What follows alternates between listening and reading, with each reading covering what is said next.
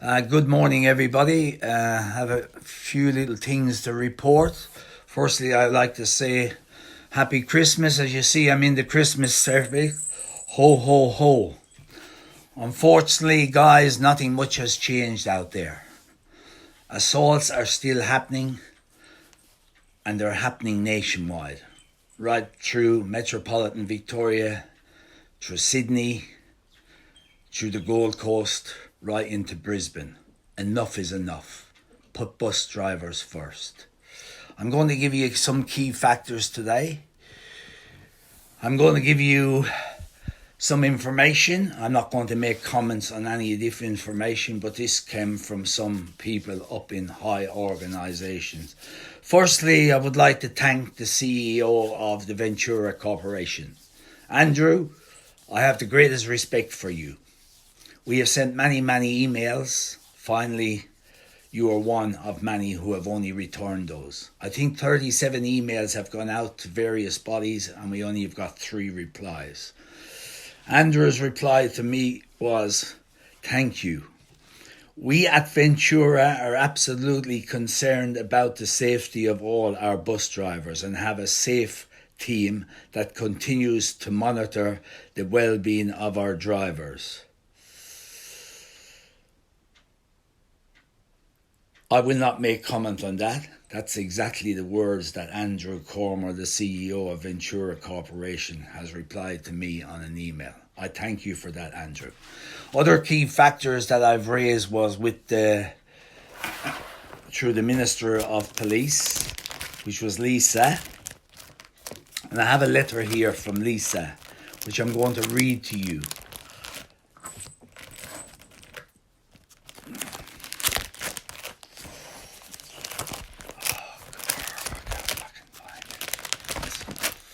You just have to bear with me, guys. There's so much stuff in front of me, I could write a book at the present time.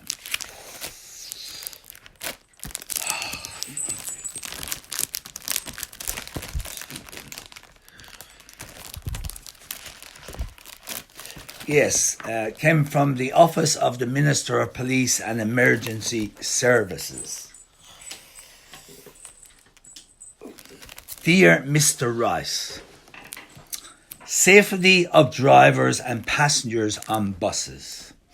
Thank you for your correspondence on the 30th of August 2019 to the Minister of Police and Emergency Services, the Honourable Lisa Neville MP, regarding the safety of bus drivers and the passengers. The Minister has asked me to respond on her behalf, and she apologised for the delay in doing so. I acknowledge your frustration over this matter and I appreciate your efforts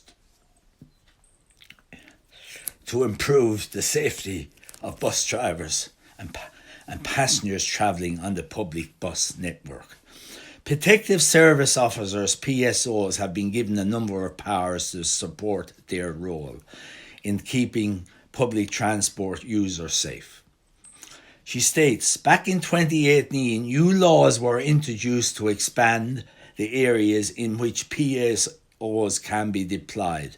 This includes areas within the vicinity of bus premises, bus depots, bus routes, and on buses. Excuse me. Accordingly, the Victorian Government is recruiting 100 new mobile PSOs and are to be deployed flexibility across the public transport network. Currently, 50 new mobile PSOs have been recruited and an additional 25 due to be rolled out by June of 2020. These mobile PSOs provide a higher policing presence and enhance Victoria Police capacity to deliver a targeted response to potential and real threats and incidents on the public transport network. The latest crime statistics show that in Victoria has dropped for 3 years in a row. The government is proactively examining ways to tackle the causes of crime to keep the community safe. I replied to that and I said to Lisa, And I sent a letter back to the Chief of Staff, which was David Griffith. I hate the word vicinity. I've never heard it anywhere in the world. I'm out there meeting PSOs, transit police, other hired people up in government bodies, and I just can't understand the word vicinity.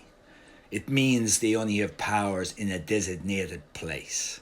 It's absolutely ridiculous. We have currently 1,504 PSOs. Correct me if I'm wrong. Please, Lisa, think about this. Take them from the PSOs. Take 100 away. Move these people across to the transit patrol.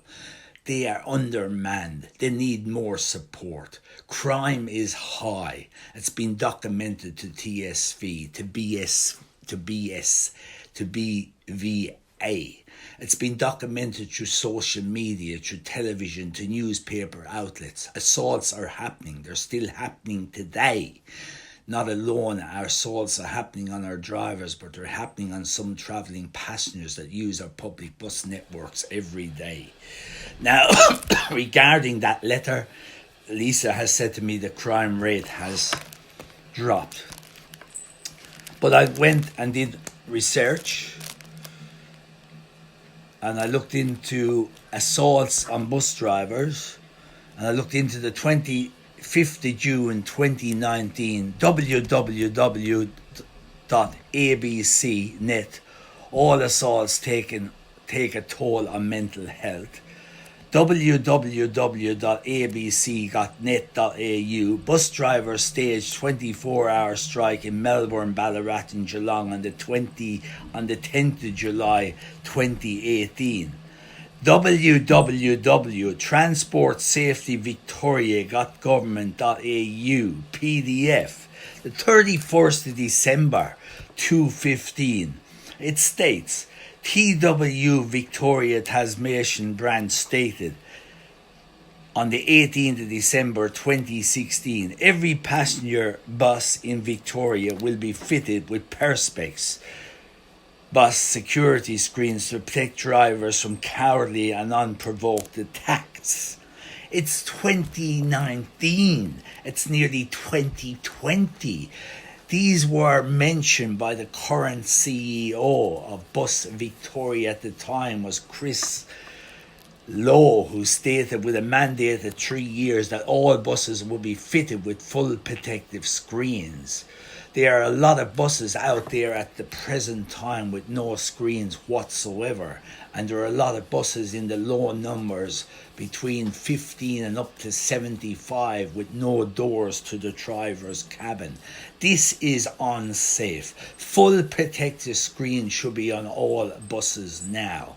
Do we have to have another death before somebody will take this serious? This is a public safety awareness campaign. It has nothing got to do with politics or any side. All sides of politics should be behind this. Get on board, everybody. We see this every day, as I myself has seen. I travel on about 6 different bus routes every week. I've seen what the drivers have to put up with. I've seen what passengers have to put up with. Enough is enough. Take action now. It must change in the interest of safety. Then I went into a document on the crime rate in Victoria, 2017 to 2018. Statistics show a drop of 7.8% per 100,000 people. The suburbs with the highest rates were Collingwood, Fitzroy, St Kilda, Broadmeadows, Hazelwood, Moy, Melbourne and Geelong. And one of the highest crime rates at the present time is the highest crime rate with all stations at the present time that has been documented is Dandenong. That's not being offences to the people that live in Dandenong. Everybody has a right, but safety is paramount. Then I googled crimestatistics.vic.gov.au and I was amazed to find out this. It states crime statistics, the 25th of September 2019. In the last 12 months, the number of record offences increased by 7,640 offences and the rate per 100,000. The number of recorded offences has increased by 35.4% to 134,680, and that was over a period from June 2010 up to last year. There were 38,560 assaults in Victoria, up 14,253 more than a decade ago.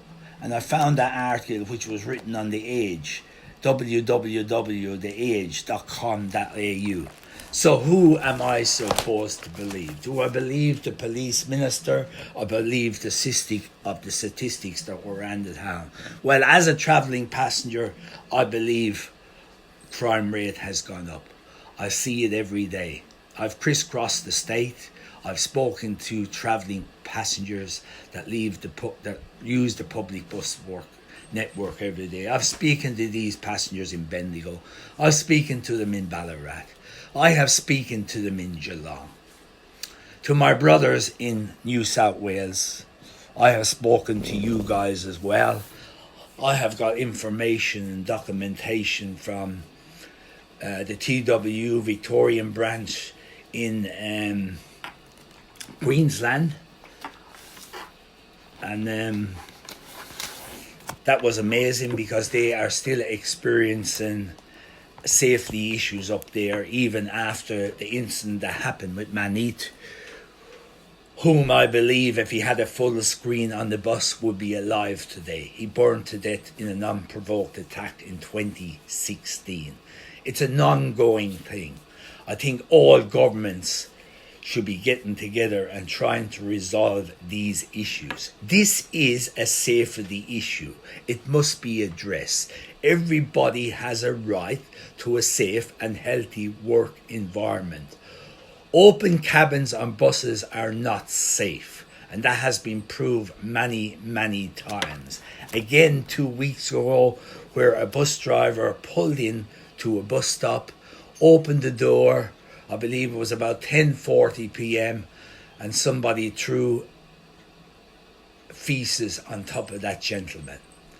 If he had a full screen on that bus today, that feces would have ran down the outside of that perspex. What a low act. How disgusting that was. These are what the bus drivers are encountering every day. Enough is enough. They have told me. I've heard their stories. I cuddle some of these guys. I've worked with them. I love them. I'm so passionate about what I'm doing, and I must do it until some changes are made. It's time that the TSB would take action. The BVA. Pauline, you have made many statements to me. Transport Safety Victoria is Pauline. She is the communications officer, which says she receives all emails, and she says bus safety is paramount. But that's all I ever hear. I can never get any response when I ask about Paramount, and the only reaction that you hear then, your concerns is passed on to the bus industry. Work cover, what the hell have you been doing? These are issues that have been raised many, many times. They need to be addressed. These are safety issues. They concern every bus driver, everybody who uses the public bus network every day. You must take on board. This is a safety awareness campaign. It's not about an individual. It's not about an individual company. Remember, Chris Lowe, you made that statement back in 2016. You are still the current CEO of Bus Vic Association. You stated that all buses within a mandate of 3 years would have Perspex full protection screens. It still has not happened today. It's not good enough. I'm looking for more articles that were sent to me. Actually, it was amazing. I picked up the Herald Sun, which I usually do on a week to sit down, relax, and have a coffee and adjust things. And this article came up on the heraldsun.com.au, Friday, December the 6th, 2019. That was a week ago. And I was amazed when I read this article. I'm only going to give you some key factors. It says ACC probes alleged cartel behaviour. What the stuffing hell? I said, what's going on? It says Australian competition watchdog has raided the Bus Association of Victoria as its investigations whether operators were ripping off taxpayers with inflated prices. Wow. The Australian Competition and the Consumer Commission has executed search warrants at 3 properties in Melbourne as part of the ongoing probe into possible cartel-like behaviour. The Herald Sun understands the investigation centres around whether a group of operators conspired together to pump up the cost of bus services that replace V-Line trains.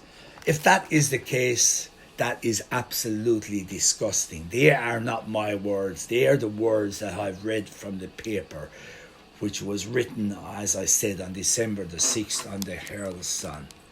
To Transport Safety Victoria, to the BVA, to all companies, to Melissa Horn, to the Ministry's office, Mr. Andrews, I have the greatest respect for you.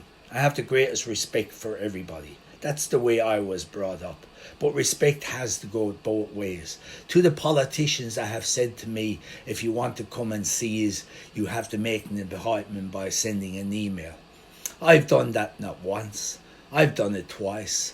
I have done it 3 times. And you guys don't even have that decency or the respect to return my emails asking for an appointment to sit down with you. As I said, respect goes both ways. I'll give you 10,000% respect. This is a safety awareness issue. This issue must be addressed. Enough is enough. The travelling public have had enough of anti-social behaviour. I spoke to somebody last night. He was so sick of reporting this to some of the companies. He gets the backflip. Oh, you have to report it to the PTV. Then the response is, we'll get back to you, but nobody is responding. Then the response is he reports it to the 1-800 numbers, the 1-300 numbers to Transport Safety Victoria. But but nobody has the decency of respect to return calls or answer emails. That's not good enough. Put bus drivers first. Please follow us on Facebook. We're now linked in around the world to 6 different countries. This is going live. This is going into 6 different countries. We're also on YouTube. I want to thank everybody who is behind me today. Without your support, I have not got the willpower. But I do have the willpower. I find it. I read. I find statistics. Remember, the things that I say on Facebook are all true and correct. I can back them up anywhere, anytime. They have been written. They have been talked about. They have been on social media. They have been on all newspapers, the Herald Sun, The Age, documented, Channel 9 News, etc., etc., etc.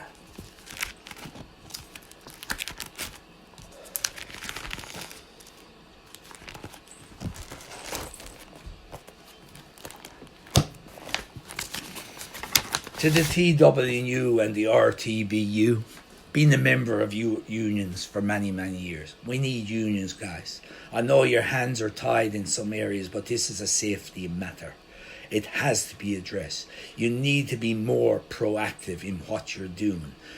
I see the Secretary of the Trades Hall Council on social media probably once every month. There's a lot of talk, but there's not much action happening. We marched to Parliament House. I've read so many documents that you have stated regarding this issue. It needs to be addressed. Enough is enough. Please, to all involved, we are here. I have ways, I have opportunities.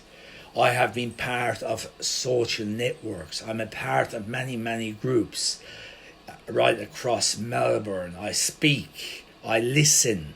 I listen to everything that everybody has told me. I'm not a one-man body. I am the chief advocate here. We do research. There's a lot of people sitting behind closed doors looking at other research and documentation that has been produced over the last few months. I'm going to read a little article that was handed to me by a 64-year-old gentleman. It really outlines his perspective in life at the present time and where he came from. I'm going to read it, but you may not feel any emotions to this, but it really hit me hard. He started off by saying, life experiences. Why is it irrelevant today? And he starts off by saying, employers should also consider some of the positives that may apply when considering older candidates. Older workers often hold dear to old-fashioned values, such as a high developed work ethic involving hard working, punctuality, honest, and miss few days, taking pride in what they do, and are more likely to be a team player, as past experiences taught them that this achieves better results in most cases. That is so true. A major asset to them is the fact that life experiences in itself has supplied them with the ability to approach problems with diverse thoughts, given a different perception to problem solvers. And he states communication is one of the best sources of solving any problem. I have asked you, and I'm going to ask you again, as company directors, as CEOs, as the Minister of Transport, I would like to sit down and talk to you. It's not about me, it's about everybody else out there. I've read statistics. I've read of one of the worst assaults that occurred in Victoria in 2016. It was a lady, I think it happened in Greensboro. She was badly bashed, she was beaten. I could name another 32, but I'm not going to do that because one assault on the bus driver has been far too many. But there are hundreds of assaults being documented. They have been documented, the Transport Safety Victoria, over the years, and it has increased, and it's still increasing today. Enough is enough. Put bus drivers first. Safety cabins should be fitted to all buses now. That is full protective safety cabins. I think, Mr. Anders, you should make this mandatory. Actually, ScoMo, you should think about this as well. This is a national crisis right across Australia at the present time. I know, I've seen it. I've spoke to drivers in different states. They reach out to me every day. They tell me what's going on. They said they've tried get this message across to the people that are supposed to represent them. They hear the very same words. Thank you for your concerns were raised and matter. Well, we believe the matters have been raised through TWU Victoria branch, TWU Queensland, RTBU, government bodies, Melissa Horn, police ministers. But nothing is changing, guys. You have the resources. You can do this. It's not about putting a PSO at every bus stop. Respect is an essence in life. Education. I can be part of that, but I can't do it for nothing for you. I've been part of many, many teams. I started off in the old country in the 70s. I never experienced what I experienced in the last in the last 12 years when I was a bus driver. It's not about me. It's not about my past as a bus driver. It's about us. We are only advocates. We are made up of a group of people who travel the public bus network every week. Take our words, take it very seriously. And as I said to you before, these things have been documented. These are the words that have come from you guys, the TWU, Victoria branch, the RTBU, Victoria, New South Wales, Queensland branch, TWU, Queensland branch, Transport Safety Victoria, Bus Vic Association. It seems to be you're doing a lot of talk. Talk is good, but action is needed. We need to take this action in the positive direction. Let's all work together on this. I am here anytime. I can help you. I have experience in many fields. I go out there and I work in many communities. I listen to the people every day. But Bus Drivers First, Facebook.com. Excuse me. Keep following our page. I will keep you up to date. To the drivers that asked me questions yesterday, to the driver that rang me 2 weeks ago and said he wanted to use the facilities outside Frankston Station, when he opened the door, it was a shock. I don't blame the cleaners, I blame the people that used their toilet who had no consideration for anybody else. The portable toilet, as I took a photograph, I put it on my Facebook page. Feces all over the seat, no water or no toilet paper. 2 portables have been sitting there for the last 21 months. Vic Roads, when I asked you, you tell me you'll get back to me. I never got an email reply. When I took that picture to Frankston Council, they told me it's not their problem. I should report it to somebody else. I get the runaround. I'm getting sick of the runaround. That is an OH&S issue. Those toilets have been there for 21 months now. They absolutely stink on temperatures above 35 degrees. The answer that I got yesterday is yes, the toilets will be built. Vic Roads are still waiting on Frankston Council for a design of the toilets. Wow, it's taken 4 years to design a toilet block. Safety issues are of concern to the drivers down there again. Passengers do not have a bus shelter on the 782, the 783, the 779 or the 780. To stand there in 35 degrees of heat is so hot. It's so hot on elderly people. Please guys, it's time. Fix the problems. They are safety issues. People are still not using the lights at Frankston Station. They run across left, right. We know you have reduced it to 30 kilometres, but there has been accidents. I know about that. There's been about 10 reports there. To each and every one of you out there, I'm going to take the opportunity to thank you for supporting my page. As I said, we are only advocate volunteers speaking on your behalf as bus drivers and all the travelling public. These issues need to be addressed. I'm sick of asking to take this on board. This is a community safety awareness issue. It needs to be addressed. It's affecting everybody.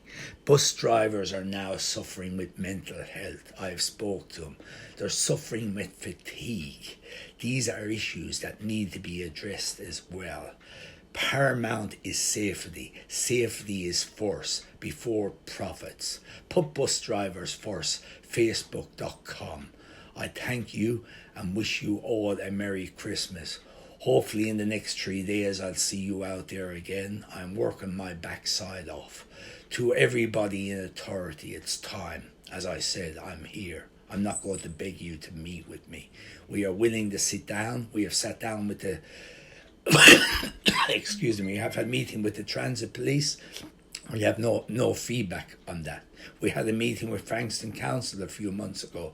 No feedback. We're sick of hearing we are sick of hearing excuses. Excuse. We're sick of the snowballing effects of this. When you ring somebody, it seems to be nobody's problem. Well, it is a problem because there's a no H&S issue. It's a safety issue. It's an occupational health and safety issue. Things have to be addressed. Address them now. Public safety is paramount. The safety of all bus drivers. The safety of everybody that use the public bus network. Merry Christmas. Have a great time. To those bus drivers who are working over the Christmas season, make sure you're safe, guys. Your family needs you, need your home. When I read documents and when I think of those banners that were raised at Parliament House in 2016, and John Berger, you made that big speech. That's what was written on the barrier. Safety first. Safety is paramount. Safety before propolis. Please follow our page. Put bus drivers first. Facebook.com. Once again, thank you.